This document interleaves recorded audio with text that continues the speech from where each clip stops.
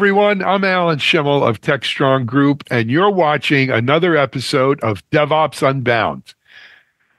DevOps Unbound is it's actually 3-year plus running a video series where we explore various aspects and topics relevant to DevOps. And as DevOps has grown, so has the scope of our topics and aspects of DevOps. So I should mention that DevOps Unbound is a joint production of us here at TechStrong Group, the people behind DevOps.com, and our good friends at Tricentis, the worldwide leader in continuous testing. They've been with us since day one on this journey and continue to help us bring the best guests, the best panels, the best topics to you, our audience. Speaking of which, let's talk about today's topics and panels. You know, the last couple months, we have been doing what we call our DevOps Building Blocks series. And this is actually part 5 of the DevOps Building Blocks. And it's around flow, bottlenecks, and continuous improvement, right? And this goes really to the heart of DevOps, but it's also a subject, as we were talking off camera, that I want to make sure our audience really understands what we mean when we talk about flow, value stream, and stuff like this. Couldn't think of a better panel to have it. Let me introduce you to our panel. First of all, speaking of flow and value stream, he's Mr. Value Stream to me. He's helped start the Value Stream Consortium. He's worked at several value stream companies.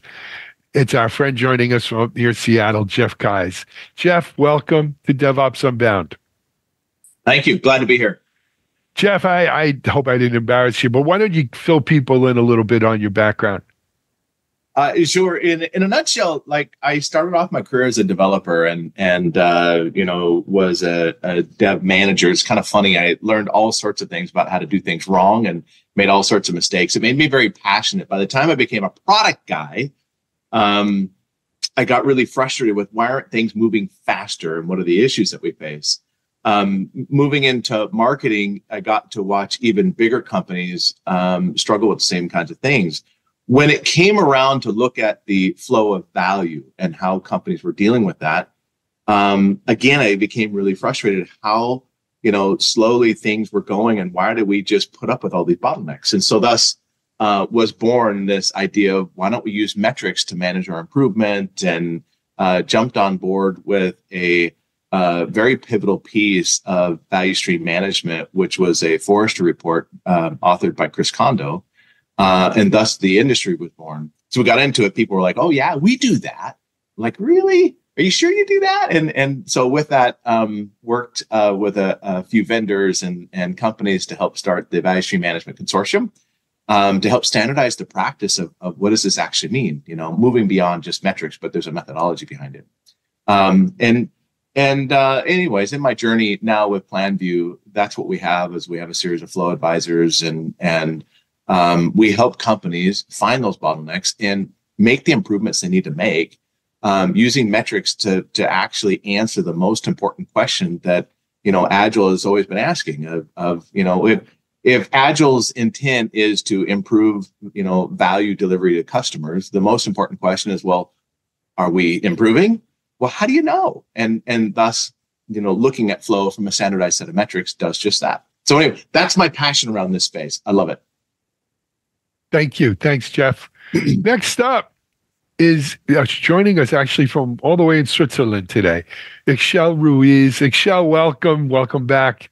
If you wouldn't mind giving a bit of your story sharing with our audience.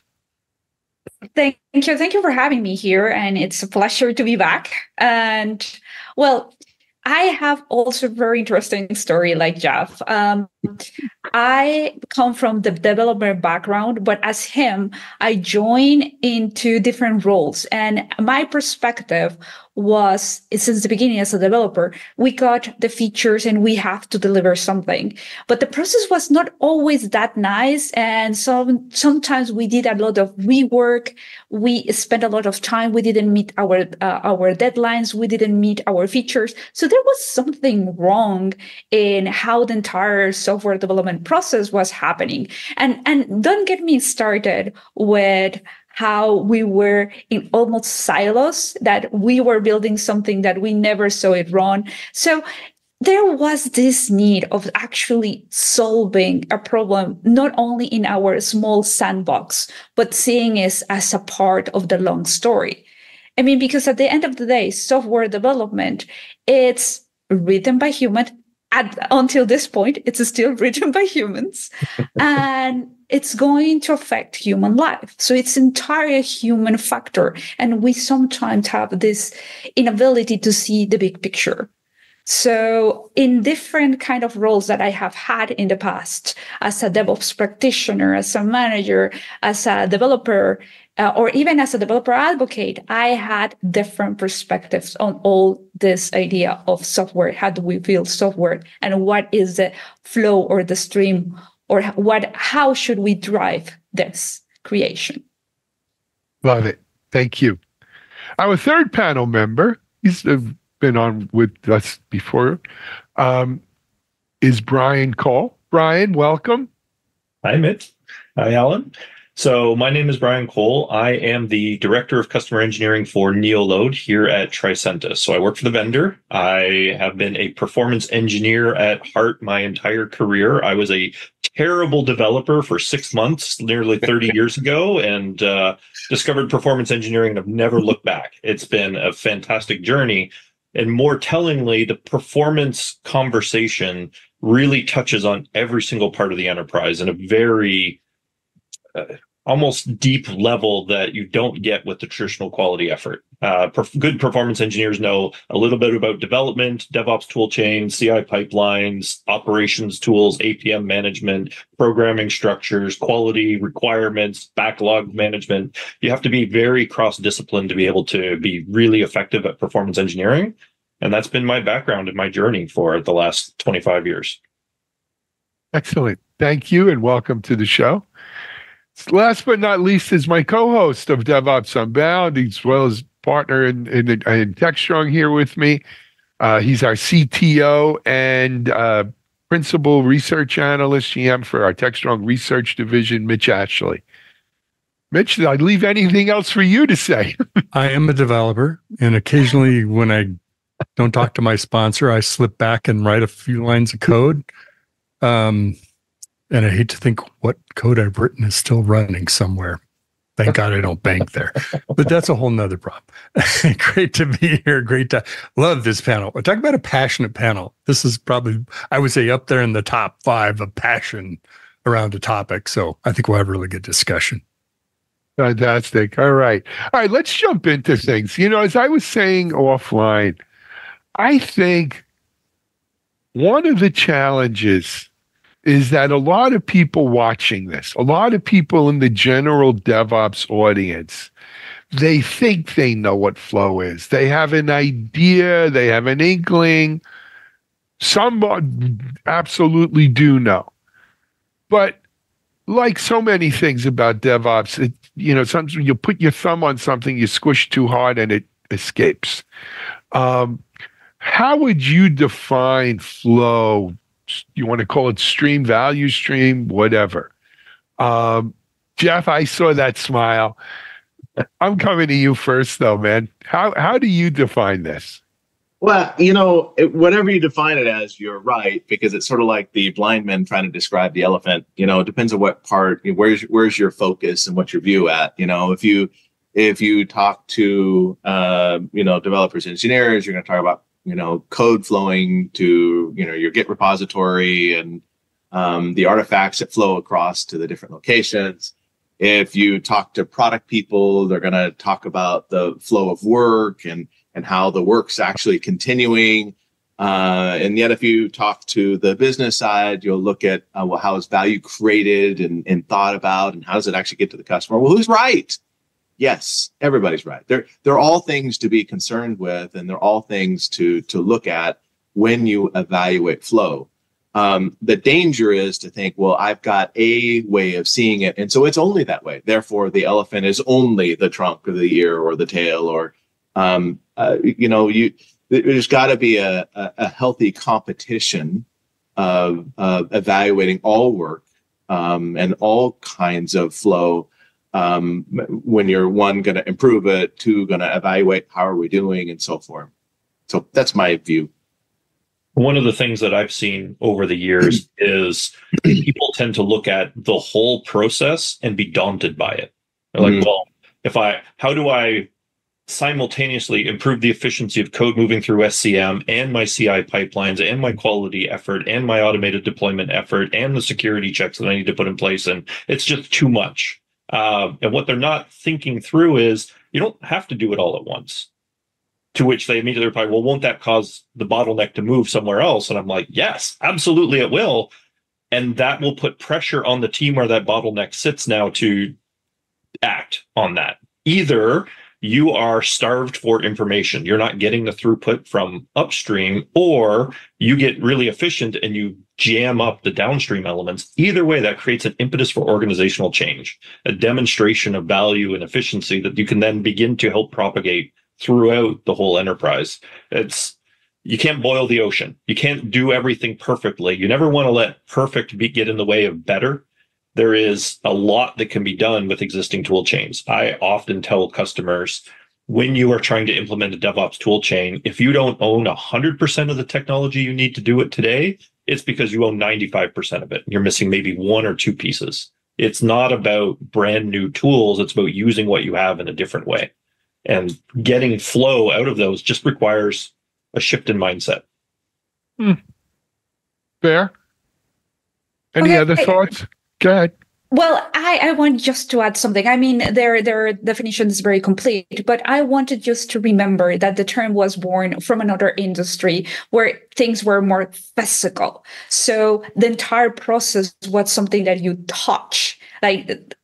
And that is interesting because for me, what we are missing is this dual process of having the big picture, but being able to zoom into the different parts.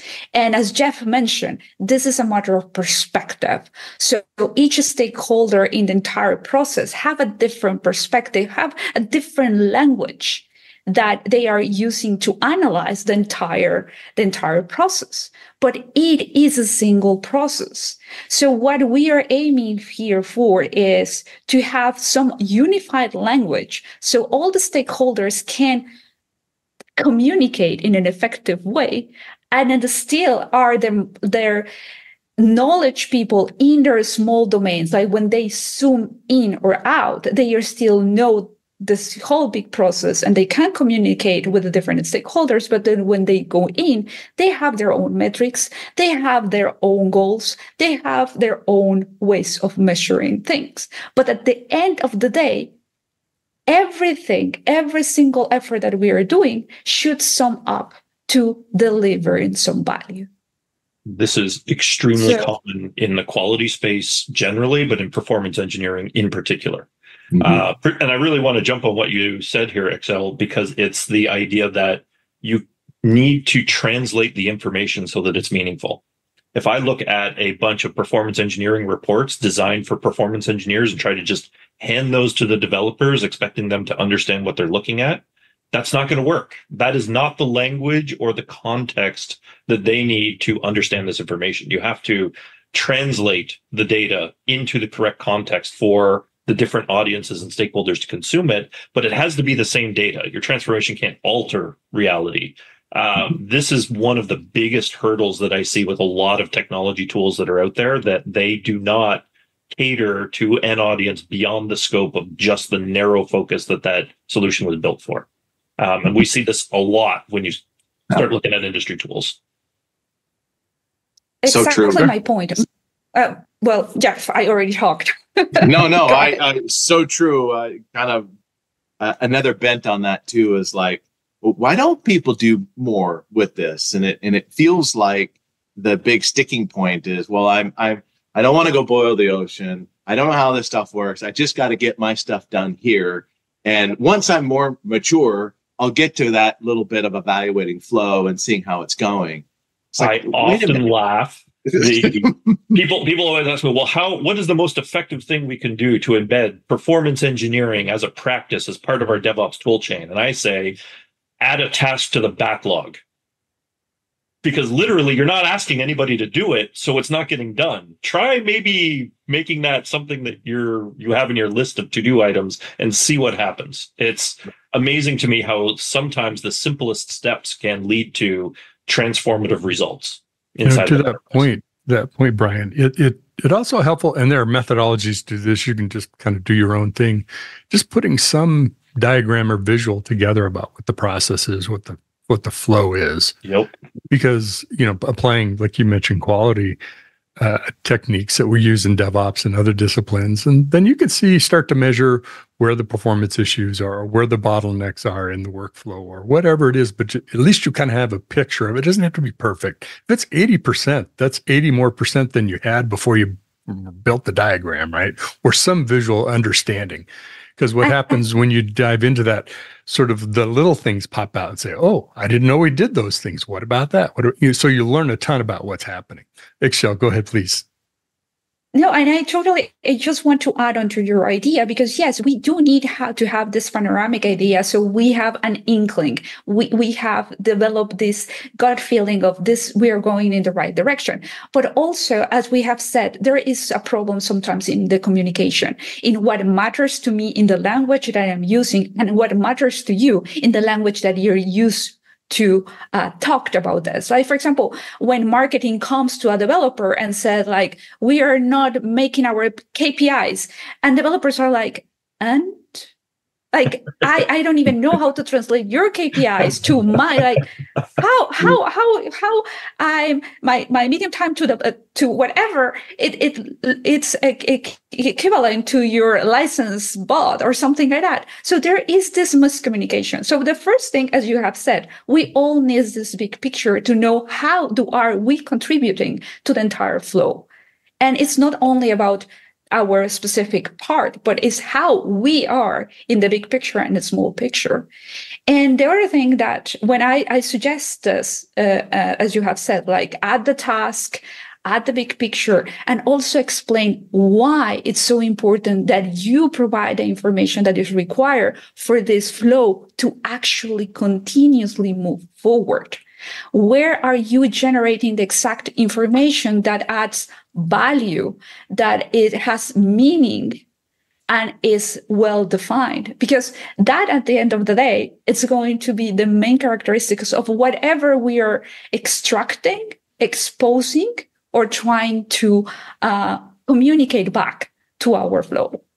Yeah, people like feeling their work matters. They want to feel like what they're doing has value, is an intrinsically important part of the process. And providing that understanding, that shouldn't be difficult, I hope. I hope that there's a lot of managers out there who are able to clearly articulate, this is why you're doing the work that you're doing and the value that it provides back to the organization. This is why you matter. And that can be tremendously impactful for getting people motivated to participate in this full transformational effort around lining up all this automation and getting the flow to accelerate. Because that's the goal, right? We want to move stuff from dev to ops. That's it. That's what we want. How do we do that faster, more efficiently, and with greater buy-in from our teams? Though, listening to this, though, in many ways, I think this is why the whole flow value stream discussion is such a perfect fit for the DevOps framework, right? Because DevOps is about breaking down silos. Part of it certainly is, right? That's an important piece of it. And it's not just dev and ops, though. That's, the purists will tell you that it still is just about that. But it's breaking down silos between security and testing and, all of these different areas that we all play in, or we all work in and toil in. And, and that really, I think, is the double-edged sword behind flow, right? Flow is seeking also to cross the silos, to break down the silos and cross through and show the flow of value from left to right as things get done.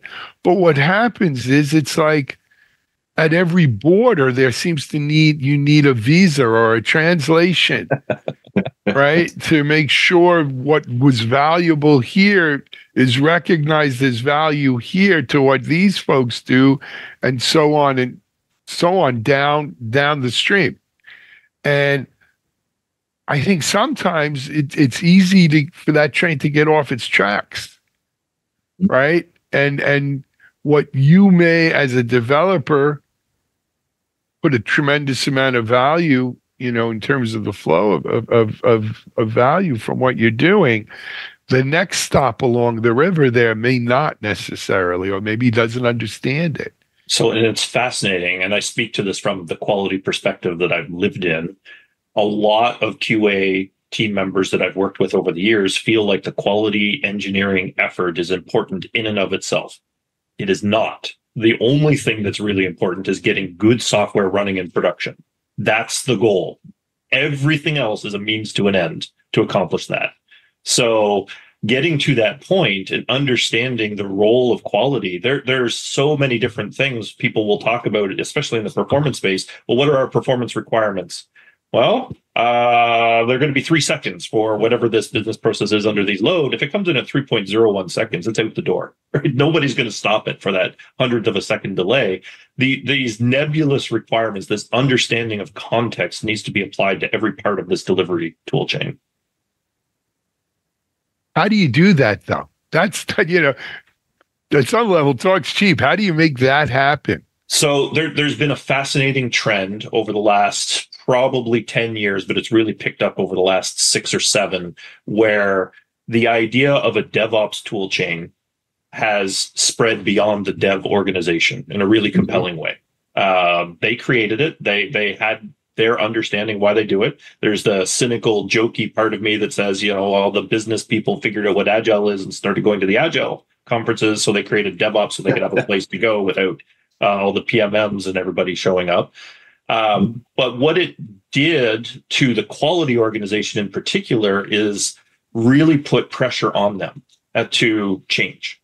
There is this whole conversation about shift left, and I keep bumping into people who seem to think that means make the developers do it, which is not what shift left means. That's not at all correct. They have a job already. It is about you, the quality engineer, or you, the release toolchain engineer, whoever your job role is, learning more about CI systems, learning about workflow code, learning how to incorporate the value that you currently do in the context of this tool chain, and being able to take the output of your information into standardized formats that could be consumed by others. JUnit result files, for example. These are the types of things that a lot of developers are going to be able to consume very easily in their existing tooling. And that's really the message that we want to drive for a lot of this. You've got your technology stack. There shouldn't need to be a rip and replace of anything you're currently using. Most everything you've got is going to be able to output a CSV file or something. You can then transform that into meaningful reporting. You can transform that into meaningful analytics. There's a ton of things you can do with your existing stack. You don't need to go out and buy a whole new platform to accomplish this. So wanted to jump in, I think. Did you have a comment about that? Ixchel, Ixchel looked like she was. I do have some comments, but okay. So my comments. Yeah. I agree with Bryan. There are a lot of things that you can actually do, not to adopt a new shiny tool. And my only suggestion there is that we are as good as our tools, like how we manage our tools. And I agree with Bryan. We should be moving into a standardization. So we have this common language that many of the tools can plug in, and to generate this information, this data. At this point, it's only data. So we can actually mine them into information and hopefully an improvements in our process. But I also see, and I also agree with Bryan, it's shift left is not like giving more responsibilities to developers, because we have been acquiring, and that was one of the burden of as a developer. Suddenly, when I go to conferences, it's like before you only need to know my programming language, my compiler, my IDE, and now I have to learn so many tools. Like Ixchel, honestly, do you think I have so much time in my hands? Not only to deliver quality software, but also learning all these tools that are not under my competence anymore. And I cannot be an expert in everything. And I totally agree with them. So what we are advocating, or I'm advocating, is, we have to have a small amount or big amount, depending on how you see it, of knowledge in so many different disciplines, not to be an expert, but as I like to say, is to know enough to have either an intelligent conversation with your peers in other disciplines, or at least to be very, very dangerous. So true. I was going to say yes and to all of that. I think a good measuring stick, to find out if you're on the right path is when this conversation gets to either a business level or at a minimum into the hands of your product management team. Because when product management has visibility into this work and they start to say, oh no, let's not focus on this feature because I need my team, test and dev, to be focusing on building risk or improving infrastructure. And particularly, I can now justify fixing my technical debt and improving the flow. And I'm investing into that because I know this is an area that's going to be a platform that I'm going to continue in the future. That's really starting the foundation for this closed loop planning, where I can see what's going in terms of the artifacts, the investments. I can look at the improvement that's happening in terms of the flow of value. Again, using, in my language, flow time, flow load, flow throughput, look at how much is going through that whole system. And then decide, was it worth the investment? I traded off this feature so I could improve the foundation that I'm working on. What's the business value of that? Well, now I know. Because now when I put another feature on, I'm not putting one feature on, maybe I'm putting 4 because I can do so much more. That's your measuring stick. When the whole team is looking at this from the same light, and you can normalize that thinking. Now, there's a key secret to this is that you have to have your whole tool chain connected. You have to have a common language that you're using. If the foundations of manufacturing produce lean principles, well, then use those metrics. Throughput, cycle time, lead time. You can apply that to anything. And then follow those metrics through so that the whole team is aligned on what's intended. This isn't a once you're mature and once you're done. Start with where you are today and make this just be part of your practice. That's the point. Common sense advice there. So, you know what? Jeff, you mentioned something. It's something I wanted to make sure we hit today, and that's this whole concept of bottlenecks, right? Because what's the purpose here? The purpose is to go more, faster, better, right? And bottlenecks are sort of the scourge of that philosophy. But, one thing we've learned from the lean manufacturing and, of course, from the goal and the books like that is that, removing a bottleneck just sets us up to work on the next bottleneck. And, we never achieve a state of nirvana where there's no bottleneck. It's the classic case of, well, great. When is the system going to be perfect? Right. Entropy.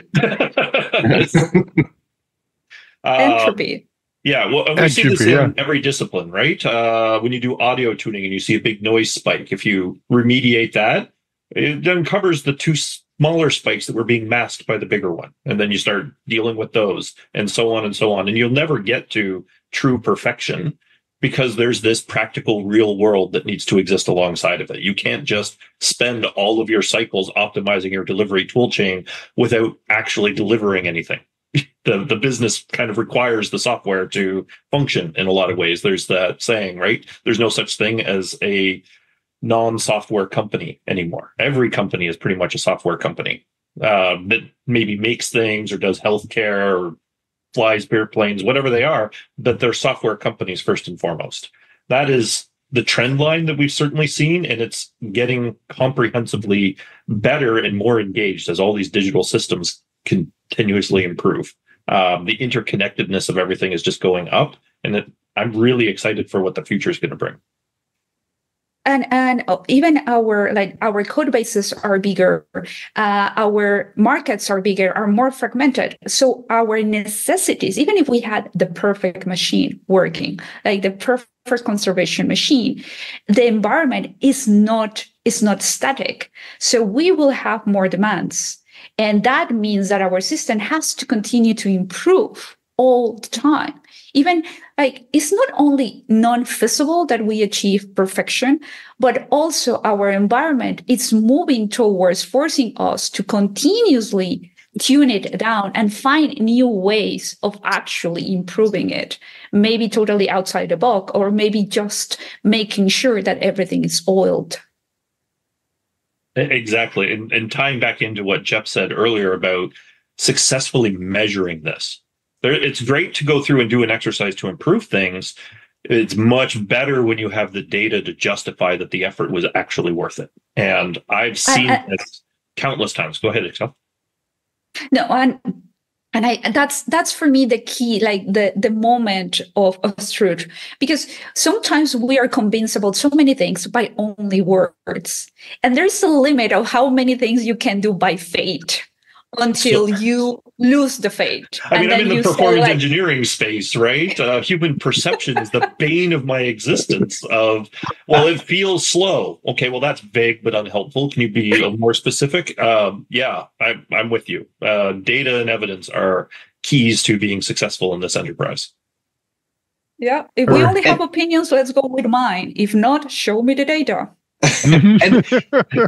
And especially right now in current economic times, I mean, I don't think any of us have ever seen the technology industry be like it is right now. It's a multi-pronged problem where the executive view of the engineering teams is like, well, I think they could produce so much more across the board. I feel like even one of the surveys I read says, we think they could produce twice as much as they're doing. Developer productivity is a really hot topic. And I think right now, if you're anywhere associated to a development team, to not focus on proving and demonstrating that you're focused on improving the value delivery, you're missing the point. And if you don't do it, somebody else will. So just start where you are now. That is the mantra, right? It's 25% more with 25% less. Correct. Productivity. Right. And look, you start talking about that, the next thing is AI, right? Because that's going to be the game changer here. Yeah. Right. That's going to allow us to do more with less. How does, it's look, we made it almost 35 minutes into this thing without discussing it. How does AI play in here? Does that help us do 25% more with 25% less? Yes. Absolutely. I would say it's a good analogy would be all of the assembler programmers back in the day looking at the rise of programming environments like C going, man, this thing is just simplifying so much. It's going to take away our jobs. What are we going to do? All right. Everybody needs to calm down. There's going to be a whole new set of jobs. Just like when I was growing up, if somebody had said they wanted to grow up and be a YouTuber, nobody would have known what the heck they were talking about. The same thing is going to happen. In the future, there will be entirely new jobs like AI Wrangler or something like that that's going to exist to shepherd these smart systems and help collaborate with them to build the kind of solutions that we're looking for. It's going to be entirely new careers that nobody knows about today. And I'm fascinated by it. It's going to be incredibly exciting. I already see a ton of transformations across the entire DevOps tool chain, everything that's happening with all of the smart systems. It's when those systems start talking to each other that we're really going to see an explosion in value and an explosion in velocity that's not present today, even though things are moving so much faster than they were even 3 years ago. Sure. I think there's another big shift too, that companies are going to use AI and this hoard of data that has been put into the treasure chest to evaluate the flow of value. You know what? Hey, look, at Planview, I'm also a vendor, right? We produce a dashboard that looks at your flow of value. We interconnect your tool chain. One of the features we're adding is a generative AI, and in fact, just released it recently, a generative AI component to it, where you can ask a very complicated dashboard that shows you, lean metrics and flow metrics that take a fair amount of know-how, like what does this mean? And you can ask it really simple questions that have deep meanings. Things like, what should I be worried about?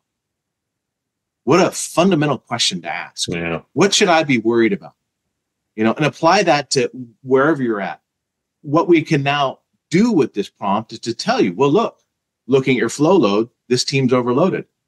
We know by benchmarks and your previous history, because we have the data, what's working, what's not. Hey, look, there's another team that's going to be behind because there's a dependency. They're not going to get done in time. You should focus on that. The second thing I think AI plays is it democratizes the expertise. Anybody can ask that question. They don't have to understand all these metrics. They don't have to understand the flow of value. They don't have to understand performance engineering. They don't have to understand how quality fits in. It democratizes this expertise. So now you can ask these questions and it'll tell you, it'll teach you to everybody across the whole company. Everybody knows how this works. Does it democratize it or dumb it down? Well, sure. In the eye of the beholder. yeah. Dumb is in the eye of the beholder. But I'm with Jeff on this point. If you ask the question without really understanding what the underpinnings are and get a response, your follow-up question would be, can you explain that to me? And I'm willing to bet that the software is going to do a really good job doing an explanation of exactly what this means. And it's like falling down that Wikipedia hole. I don't know if anybody else has done that. You click on one thing and read it, and there's a link. So you click that, and then 5 hours later, you're like, how did I end up in Poland or wherever I'm at? So those types of things are going to be built into the software that we use every day, where it's going to, based on how we react to the explanation, understand how much we understood of what it was telling us and provide the context that we're missing. It's going to be incredibly helpful in a creepy and alarming way that we're not prepared for, I don't think. I don't think a lot of people are ready for just how smart these systems are going to get. And I think that's actually my take right now. And it's slightly different from yours. I mean, for me, it's a tool. And the tool of today has some issues, some wrinkles that we have to still verify. And the tool of the future, I think I'm very optimistic about the capabilities once we iron those wrinkles that the tool of the present has. The tool of the present is still worrying me in some way because, again, what Jeff mentioned, it's opening more. It's actually opening the doors for people that have expertise and maybe not so much expertise and have context and not so much context, and they are able to interact with this tool. Now, the answers that this tool provide, most of the times we think like even the people with a lot of context and a lot of expertise, they are like, yes, this actually does make sense. And once in a while, we are fooled by it. So we actually need to be cautious. That's my only point. Like the tool of the present, you still have like, yes, play, yes, push, see where it can take you, but don't take it as face value. That will be my advice. And I still believe that we need a little bit more experience and context even to evaluate the answers before going with the, yes, the tool told me. That's a good reason. Yep. Yeah, that was one of the use cases, in fact, as we were going through all this, is like, hey, what should I worry about? Well, this project's delayed. You should move it out. Oh, great, do it. Well, wait a minute. What about all the approval processes and everything else that's got to, so, broad implications about what this means and who can see what. And then you end up with people that are worried, well, who all is going to see that my team's moving slow? And I think we're opening the door of gaining visibility into a lot of things that I don't think we all know the implications of. But don't get me wrong. What we need. This we need tool it. for sure. Sorry, No, don't go get ahead, me wrong. Ixchel. This tool for this specific use case, it's magnificent because it detects patterns. It is aware of patterns that we never have even crossed in our minds. So the amount of insight that we can get at different levels, it's surprising. So in this particular use case, I am super excited. And this is but really I'm still cautious. Yeah, this is the great strength that I think AI is going to provide initially, is that pattern recognition right up front. That's really what humans are. We are great pattern recognition engines. I'm in the performance space, whether I am correlating a test script, trying to figure out how to get it to work, or whether I'm doing results analysis, looking at server data combined with response time data, I am looking for patterns in that data. And having this wealth of information that we've been saving up over the years and being able to apply a machine-based pattern recognition engine that's capable of doing some very insightful things, the next steps are going to be great. And one that will sit there and tell you, so you've been doing the same thing and expecting different results. I'm here to tell you. Humans are notoriously good at getting feedback that what we've been doing is wrong, and we should change our ways. So yeah, that I don't see any friction with that in the future, but right. There's going to be a bit of it. It's going to be a bumpy road, but it leads to a good destination, and it's worth the journey. For me, what we will have to go back again is to identify what are the events, where is the information that is actually going to provide us with value and meaning and information. Because again, these amazing questions, these pattern finding abilities, this ability to actually analyze and end dimension matrix of different data points with such an ease, it's only going to be worth it if the data that we have and we are producing, it is interesting, it is important, it provides meaning and value. Because otherwise, exactly. And it's the tying it to metrics that matter. I vividly remember going to a customer because they wanted to evaluate all their quality metrics. And I looked at all of them. I said, well, I can propose one simple change that will make all of your quality metrics solidly green all the time. Stop running tests. Because every single thing you have in here is defect related. If you find no defects, these are all green lights and your dashboard's perfect and you can ship it into production with confidence, because that's what you just finished telling me matters to you. And that opened their eyes to the fact that maybe they're measuring the wrong things. They're looking at the wrong type of information, that there's something else that's actually important, which is that taking a step back and saying, what I'm doing here isn't important. It's the outcome that matters. It's not about how many tests I run. It's whether the software is high quality.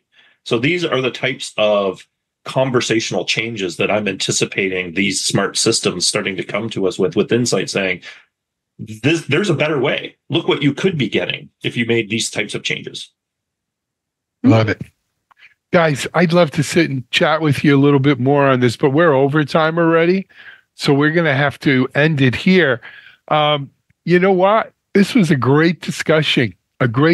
We started off here and we just kind of flowed, no pun intended, flowed all the way down and through right into AI. Well, I try.